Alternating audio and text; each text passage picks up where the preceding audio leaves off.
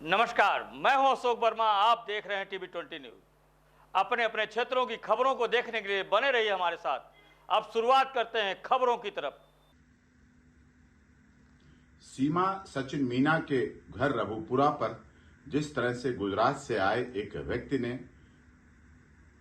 गैर कानूनी तरीके से घुसकर इस तरह से हमला की स्थिति बनाई और उसमें अपने बचने के लिए जब फंस गया, जब पकड़ गया, जब कानूनी शिकंजे में आ गया, जब पुलिस की गिरफ्त में आ गया, तो बहुत ही सोची समझी साजिश के तहत उसने काला जादू का नाम लिया। उससे एक तीर से वो दो निशाने मारना चाहता है। सीमा के चरित्र पर भी दोष लगा दो और काला जादू, मानसिक स्थिति, अव्यवस्था, इस तरह से ऐसे करके अपनी बचाव भी कर लो। ये सोची समझी साजिश और षड्यंत्र है।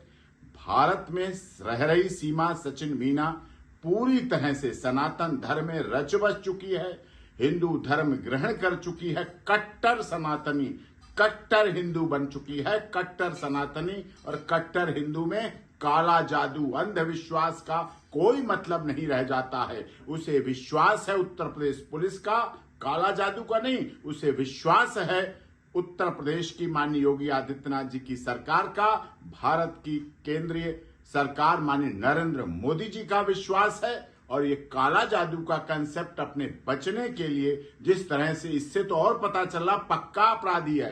कहीं ना कहीं षड्यंत्र था, कहीं ना कहीं किसी ने सुपारी दी हो सीमा सचिन मीना के लिए, उनके परिवार के लिए। और निश्चित तौर पर इसमें पाकिस्तान का भी हाथ हो सकता है।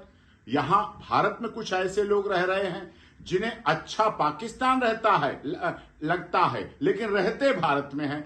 पाकिस्तान की तारीफ करेंगे जब उनसे कहो पाकिस्तान जाओ, ना बाबा ना, भारत में रहेंगे, भारत के लोगों की बुराई करेंगे, यहां अंधविश्वास फैलाने की बात करेंगे। भारत अंधविश्वास से बहुत ऊपर उठ चुका है। सनातन धर्म अंधविश्वास से बहुत ऊपर है और इसको सीमा मीना भारत में इतने वर्षों से रह रही है, सनातन धर्म के सारे 30 त्योहार मना रही है, उस पर इन चीजों का कोई फर्क नहीं पड़ता। हर समय सचिन के साथ रहती है।